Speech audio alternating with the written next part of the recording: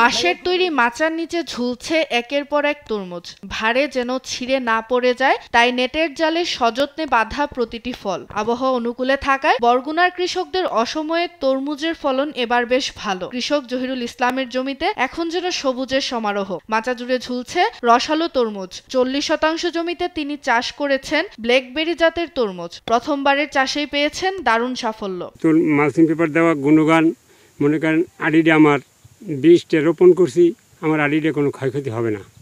সার আমার কম লাগবে, ঔষধ আমার কম লাগবে, আগাছা আমার হবে না। 40% জায়গায় আমার মনে করেন 40,000 টাকা খরচ হয়েছে, ফল দ্বিগুণ আমি ফল পাইছি। জহিরুল ইসলামের সাফল্যে উদ্বুদ্ধ হয়ে আগ্রহী হচ্ছেন আশপাশের কৃষকরাও। আগামী মৌসুমে ধানের পাশাপাশি তরমুজ চাষের পরিকল্পনা করছেন তারা। এই সিজনে যে তরমুজ হয় এগুলো তো আমরা আগে জানি না, কিন্তু এখন অসিজন যে তরমুজটা হয়েছে ফলন খারাপ হয় না, ফলন খুব সুন্দর ফলন হয়েছে।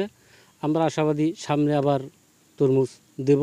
এই অঞ্চলে প্রথমবারের মতন এবং আমিও সামনে অসিজনে আমি তরমুজ চাষ করব এবং আরও আমার চাচাখুড়ো আছে, বিভিন্ন রকমের মানুষে দেখে বলছে যে আমরাও তরমুজ চাষ করব। কৃষি বিভাগ বলছে কৃষকদের সার ও বীজ সহ প্রয়োজনীয় সহায়তা দেয়া হয়েছে। এসএসসিপি রেঞ্জ প্রকল্পের আওতায় কৃষককে আমরা অফসিজন তরমুজের প্রদর্শনী দিয়েছি। এখানে কৃষক তাকে উন্নত প্রযুক্তির মাধ্যমে মালচিং পেপার দিয়ে চাষাবাদ করার প্রযুক্তি আমরা তাকে দিয়েছি, তাকে আমরা সার সহায়তা দিয়েছি, বীজ দিয়েছি এবং প্রশিক্ষণ দিয়েছি। বরগুনায় এবছর 70 হেক্টর জমিতে 12 মাসি তরমুজের আবাদ করা হয়েছে।